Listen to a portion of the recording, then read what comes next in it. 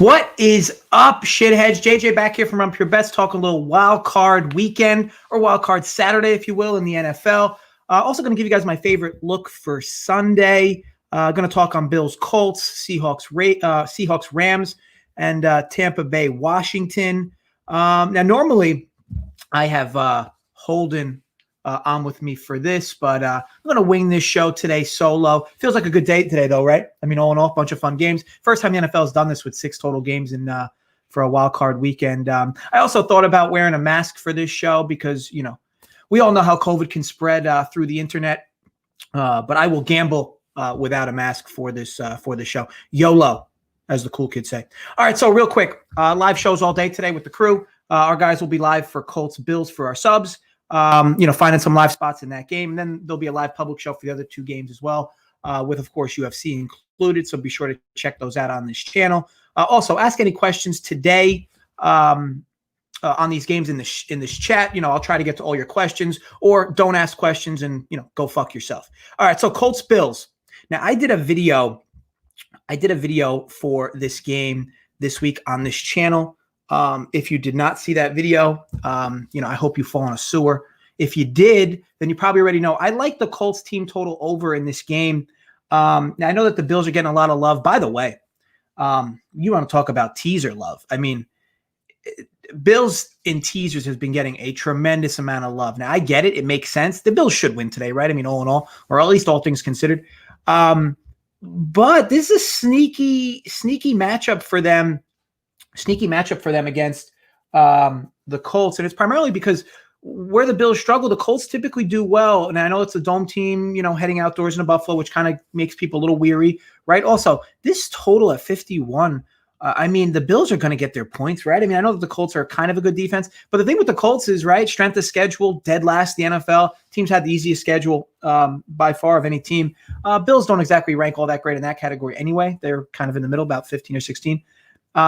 But again, some key points, right? Like the Colts should be able to run the ball. Like if you're talking sustained, like how this, how does the Colts path to victory, if you will, in my opinion, long sustained drives, keep that Buffalo offense off the field, run the football with Jonathan Taylor, who's running his best he has all year long, and just keep that going, you know, and then of course, you know, bringing in Hines for the third down stuff or the third down work.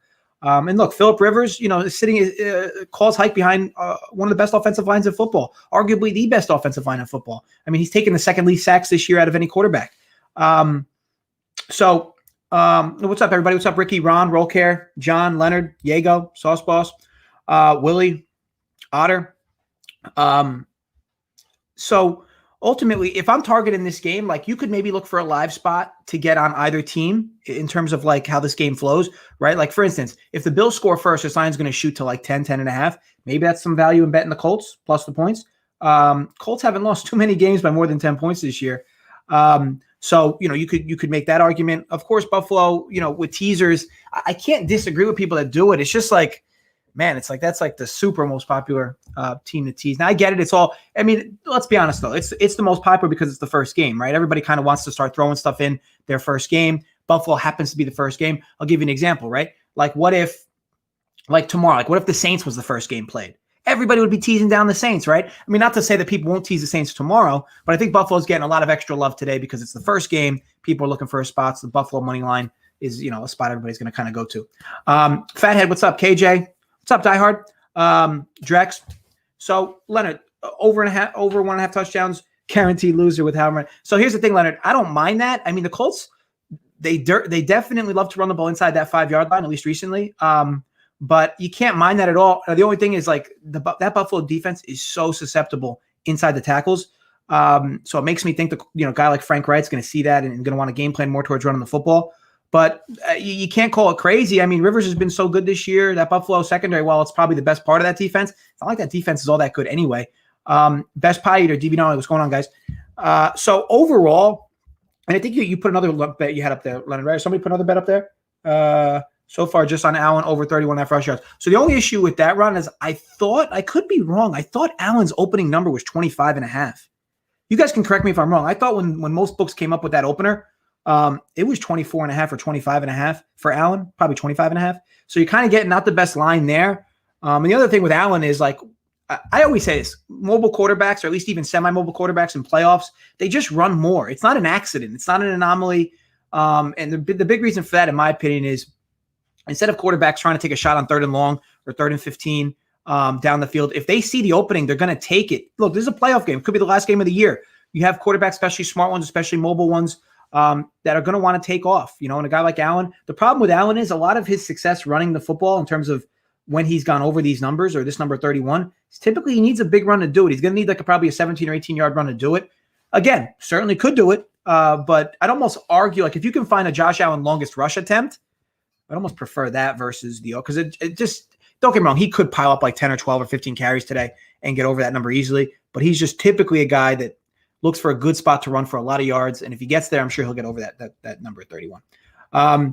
SR Holden, Holden's with his family this morning. You can't blame the guy. Actually, no, you can blame him. Fuck him. His family's more important than this wild card show. I mean, come on, guys. You guys know this show is more important than him hanging out with his kids. I mean, maybe he doesn't, but pass the memo along to him if you see him. Bills 27th and giving up touchdowns to Renee. Yeah, Christian. So the Bills, I've said this before. Look, they've been playing really well. They've been just piling up points. But who have they done it against? And then the defenses they've held in check, they haven't exactly played a good offense. This Colts team's top 10 in the league in yards per play. So expect them to play well. What's up, Tim, Nate, Skate Baker, and Best Pie Eater? See, at least Best Pie Eater knows. Best Pie Eater comes in here. Look, what does he do? Knows his name, Best Pie Eater, right? Non-erect, flaccid size, if you will, right? Drops that in there at 3.1. And then his social security number. I continue to say this, guys. We archive the social security numbers. It's nothing against. Nobody's going to hack you guys. We're just trying to get a large enough sample of social securities, and then we could probably stop doing these videos because, obvious reasons. And guys, slam that like button if you can. Okay, so any other questions from you guys on this Bills game? I know that there's, I guess, a lot of things to kind of digest from it, but nothing, like I said, nothing too crazy about it. I think it'd be hard-pressed to believe there's not going to be points in this game. I know that the total's 51. I know it's gotten some steam in favor of the under, and I don't like to play the quote-unquote chalky plays in general, but how does this game not have points in it? You'd have to figure there'd have to be some weird things to happen, right? Because yards are going to pile up in this game. It's not like these guys are going to go 3 and out, 25 times today. Both offenses are very efficient. And both offenses just consistently move the football. They're good on 3rd down. And these are things that matter, So ultimately, it'd be hard pressed to believe there won't be points in this game. Obviously, a higher total of 51. Get you a little weary about wanting to bet that over. But ultimately, that's why I kind of like the Colts end of it. Colts the lower number, even down to 21 at some spots with all the late Bills money that's been coming in. So I really like them to score points today. And again, if they don't, in my opinion, the only way they don't is probably because of some turnovers in the red zone, or maybe a few missed field goals to end up not getting over. Because ultimately, this team will be in scoring positions multiple times this game. So I'd hope that they end up landing in the end zone for it. Okay, Seahawks Rams. Look at what the current line is for this game because I've been seeing some movement. Oh, you guys will never guess who's calling me right now. Maybe I'll just show you. This guy. See? Nothing better to do than to bust my balls on a Saturday morning. Okay. And I'm telling you, you guys think I go to him for information. This guy calls me nonstop. The fax man. Some of you guys might know him. Okay. So anyway, Rams, I could pick up and just let him know, let him know he's not even on the show, but I won't do that to him. Okay. So Seahawks Rams. We got the live total after this game. So 42.5. Now, interesting with this. Let me ask the chat this, and you guys can respond however you did it. Do you guys see any value in betting the over in this? Because I don't see how anybody could actually like the over in this game. Now, don't get me wrong, it could get there. I don't love the under, but I don't get how anybody loves the over, if that makes any sense. You look at these teams and what their production's been recently. Let's just take yards per play, for instance, defensively. Okay, these two teams I think are both in the top 3 in the NFL in the last 3 weeks in yards per play defensively. So we got last 3. We got, Rams, Seattle, both top 4 in defensive yards per play. Okay. So, ultimately, you're getting good defense. But ultimately that's my concern, Fed. Literally no one likes the over in this game, but it's a low number, right? So even if this game plays out where points get scored on accident, it could very well go over. And KJ, here's the weird thing with Russell Wilson. I don't know if it's just him or if it's just the coaching. Like certain people. Here's an interesting thing for Russell Wilson I want you guys to consider. Russell Wilson, when he's playing really well, like everybody's like, let Russ cook, let Russ cook, let Russ cook. This is what we've wanted. This is what we've waited for. When he doesn't play well, you ever notice this? It's never Russell Wilson's fault. Like Russell Wilson doesn't play well, has a stretch of games where it's like 3 or 4 bad games. And people are like, well, DK Metcalf can't find separation. The defenses are trying to do everything they can to shut down Metcalf. It's limiting what Wilson can do. Pete Carroll's completely slowed this play calling down. Now they're going heavy run. But like, if you watch Seattle games, Russell Wilson just hasn't looked like early season Russell Wilson. And like, I'm sorry, I know that the people who like blow Russell Wilson are going to be like, oh no, it's not, nothing's his fault. But like, I'm telling you, if you've watched him play over the last few weeks, he hasn't been vintage Russell Wilson.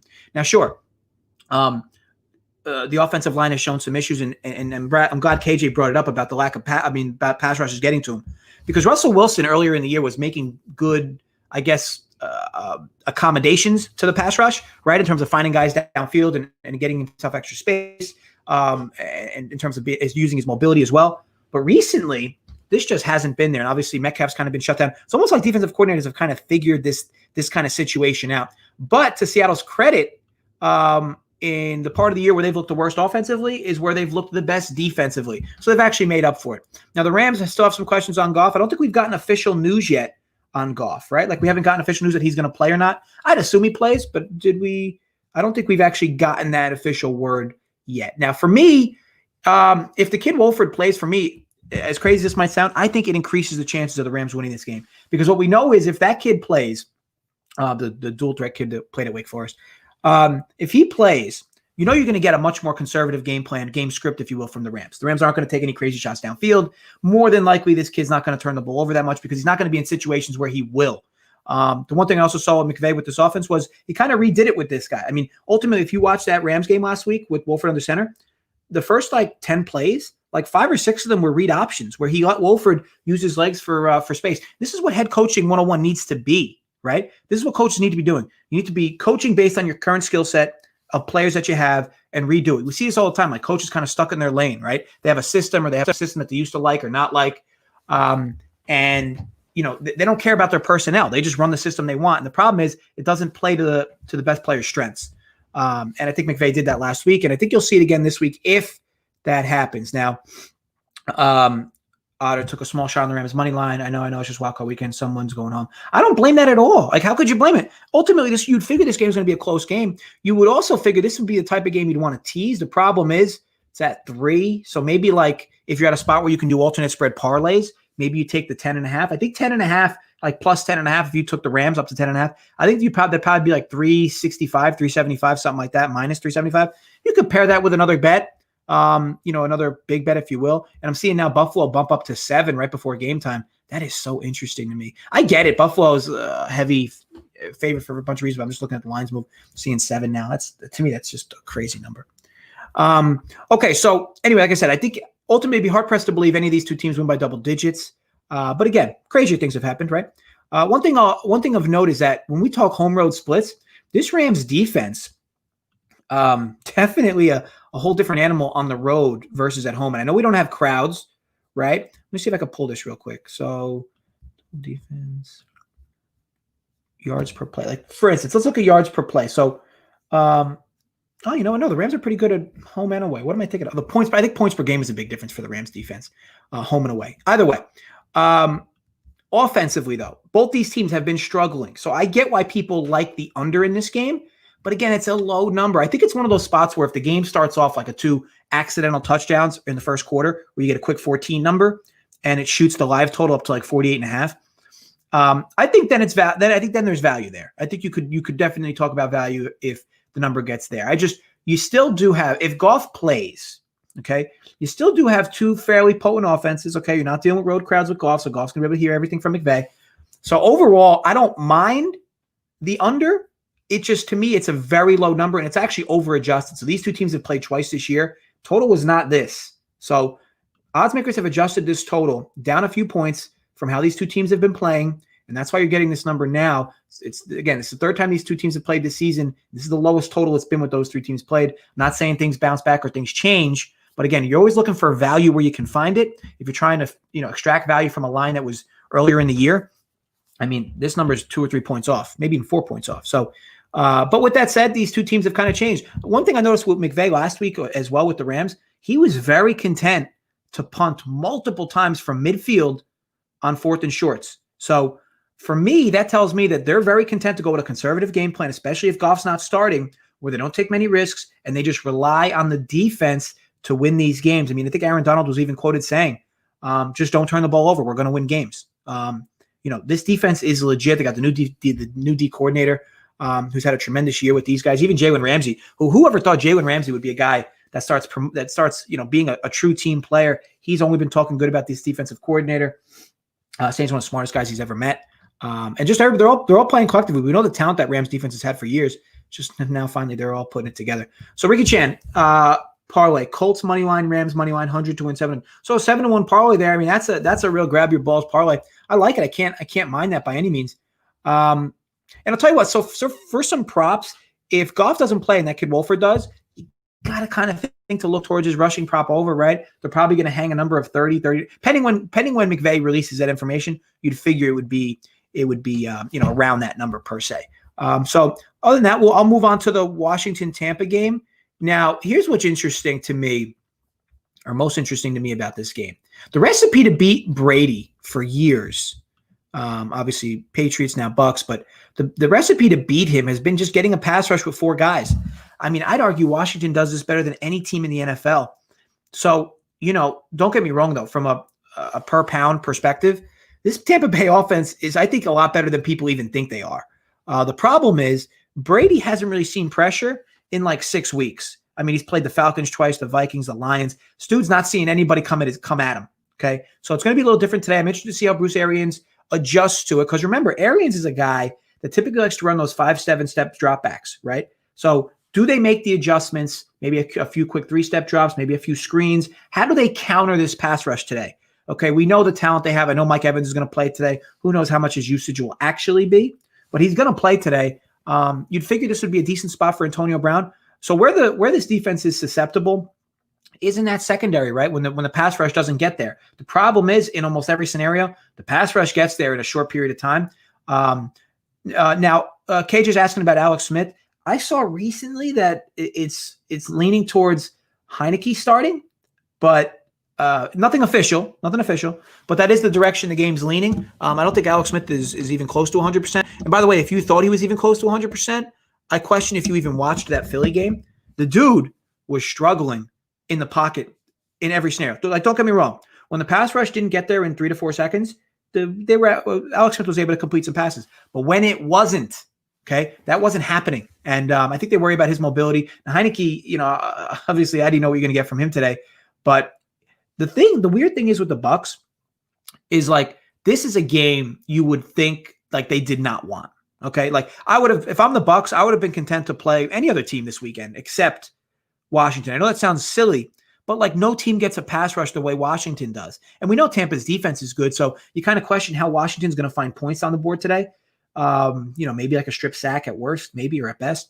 But Washington, in terms of their ability to move the football up and down the field against this Tampa defense, you'd find it hard to believe. But again, I'm at the point now where I just don't really think Bruce Arians is a great head coach. Like I know people love him. I know that for years as an offensive coordinator, he was nicknamed the quarterback whisperer. Some of the guys he's developed have been tremendous. I mean, you look through the list. I mean, rejuvenated Kurt Warner, rejuvenated Carson Palmer, Andrew Luck for years.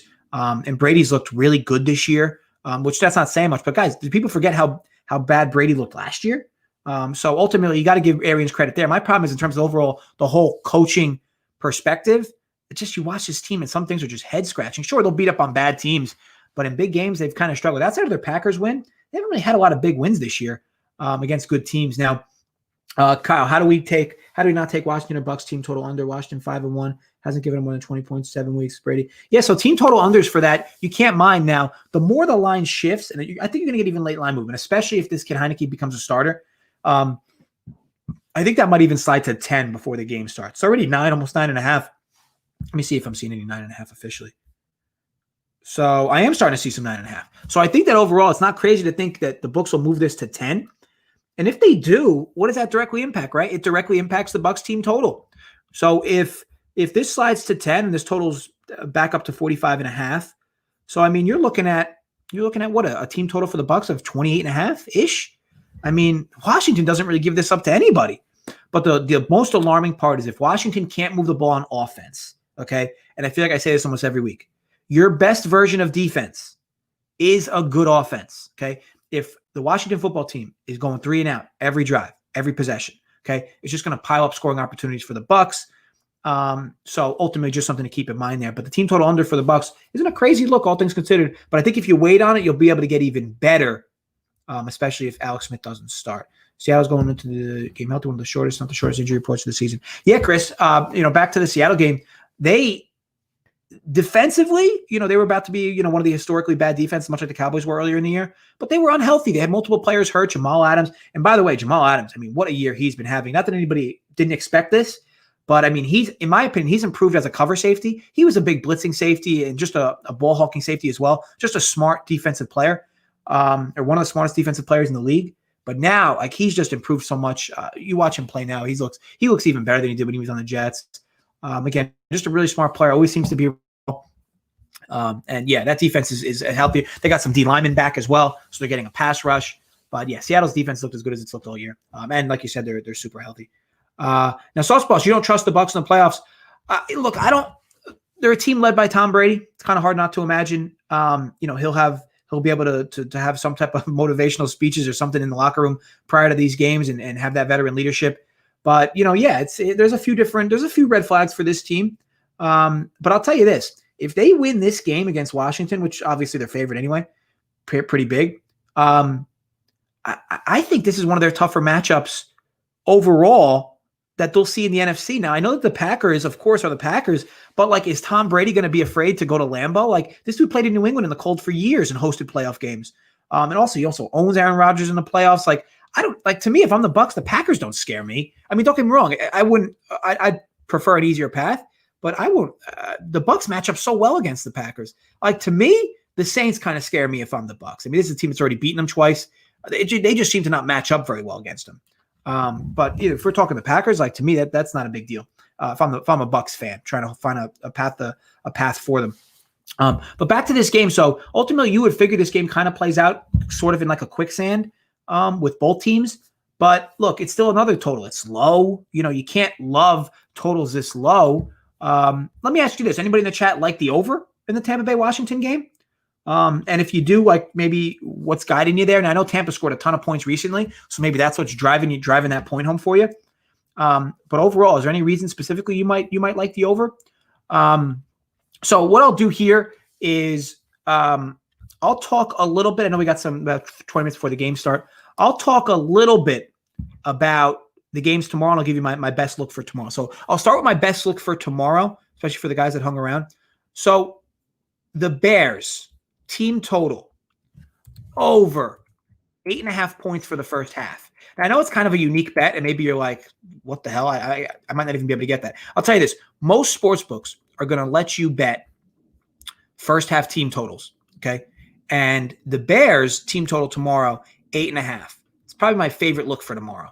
And it's for a bunch of different reasons. So, you'd figure, right, this game should be like a blowout in favor of the Saints. I mean, look, it might. But Mitch Trubisky, since he's taken over under center, this team just moves the football early in games.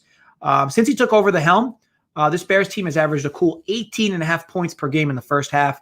We got a 6-game sample, too. It's not like we're dealing with 1 and 2 games. Sure, he's played some soft defenses, but this team has come out, early, very efficient in games. And also, by the way, they've finally found some running holes for David Montgomery.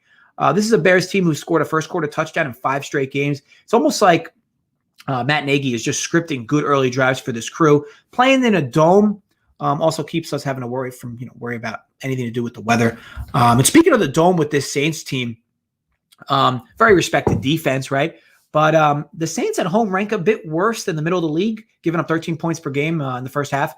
7 out of the 8 teams that have come into the dome have gone over this number of 8.5 that the Bears currently have. The one team who didn't, the Tampa Bay Bucks, who we just discussed a brief while ago. And by the way, it was a blocked field goal late in that half that would have also pushed that over. Let's also chat in a moment with the Saints and their playoff woes, if you will, the last few years. Last year they play a head scratching game versus the Vikings in a first round loss. The year prior, they spot the Eagles a 14-0 lead before coming back to win late. Then they lose a tough game against the Rams, who they had a 13-0 lead against. Now, sure, there's been some bad luck in these games. We can even go, a year back even further where the Saints barely squeak out a win versus the Panthers, and then they lose on a miracle play to the Vikings. Now, sure, there's been some bad luck overall, right, in some of these games, and some missed penalties that did not go in the Saints' favor. But I'd argue from a talent perspective, the Saints should have never even been close to some of these games.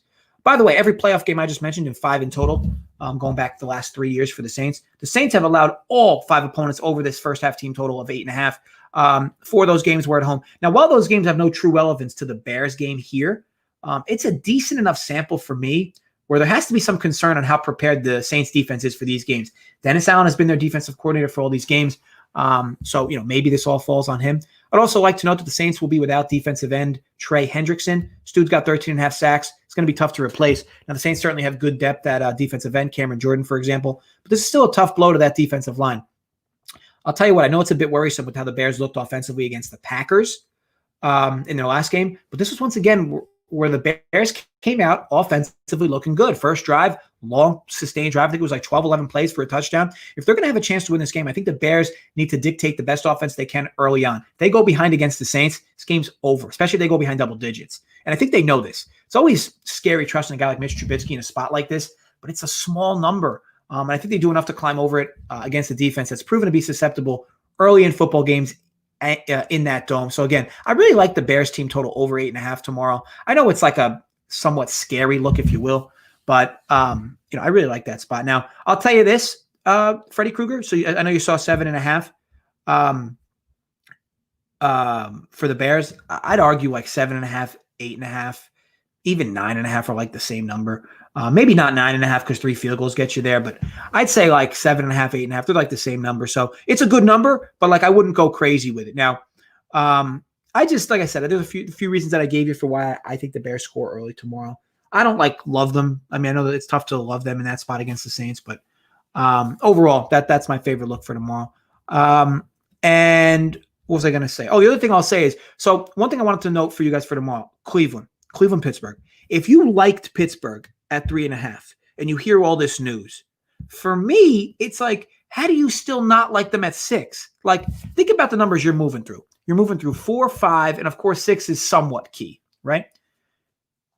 Like, I don't know why that number would scare you off. And I'm not saying I like the Bears. I'm not saying I like the Browns or the Steelers. I'm just saying, like, people will look at it, and I'm always a numbers guy, right? You always want to get the best number you can. But, like, why would that scare you off them? I mean, it's 3.5. I've seen some people like, oh, I would have bet Pittsburgh at 3.5, but now it's 5.5, and I can't bet them at 5.5. Well, what's the difference between 3.5 and 5.5?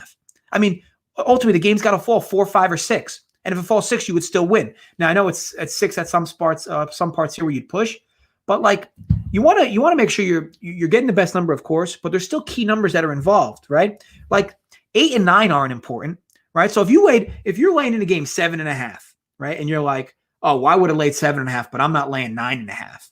Like, how key is 8 and 9? First of all, 9 is the lowest single-digit number to land on in a game since, like, I think the numbers go back to like 2001. The number 9, the single-digit number 9 of a game landing on 9 as a win for a team.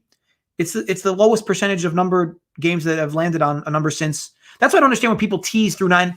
Like, people love to tease like 3.5 to 6 to 3.5 to 9.5. Why? 9 does you nothing. 9 is, I think it was like less than 1% of NFL games since 2001 have ended on the number of 9 as a point differential. So to me, I just don't understand it. But either way, in this Browns game, it doesn't matter all that much. Now, sure, it'll be tilting if it lands on 4 or 5, which of course it could.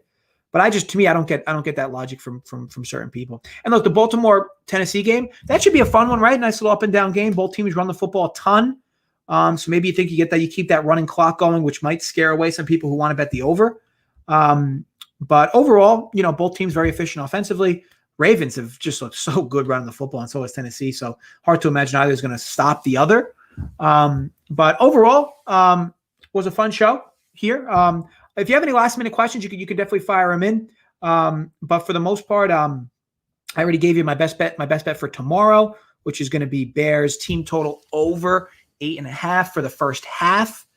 And I'll be on with the guys for the live show tomorrow as well. So we'll be able to sweat some action with you live and maybe give you some extra plays that we like that we're targeting live in game. But other than that, for me, I think I've covered everything, covered all these games, gave you some looks on both sides.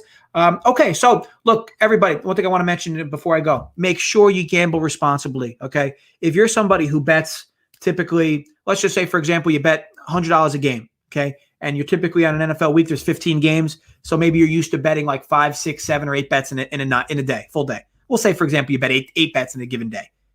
There's only 3 games today. You do not need to make 8 bets today, okay?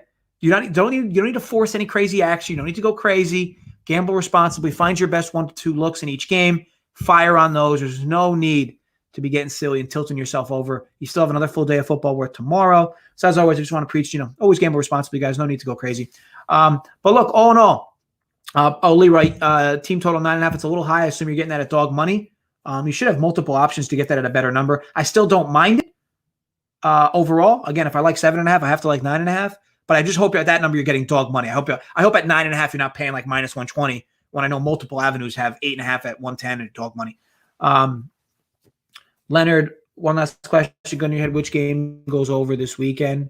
Believe it or not, my favorite look overall, Leonard, for a game to go over would actually be the Saints-Bears. Now I get it. There's some popular games. The Bears-Colts should shoot out. The question doesn't go over.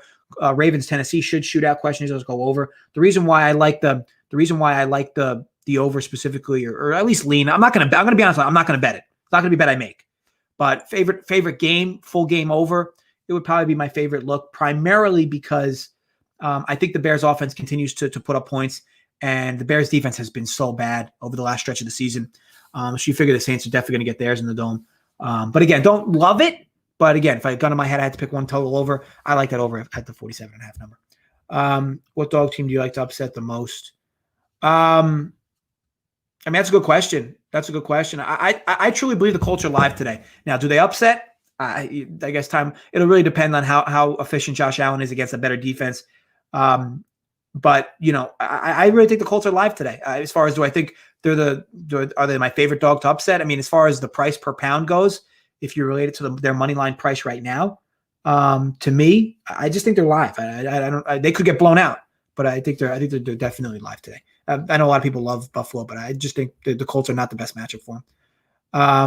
Overall, again, guys, thanks again. Stay safe, of course. And of course, gamble responsibly. We will have some live shows for our subs from 1 to 4, and then we're going live publicly from 4 to the end of the games. So ultimately, a lot of live action all day. We'll be here, and then tomorrow, of course, we'll be here as well with more live action. But overall, again, guys, stay safe. Thanks for hanging out with me today. Hope you found some of this information informative. And as always, gamble responsibly. Later, guys.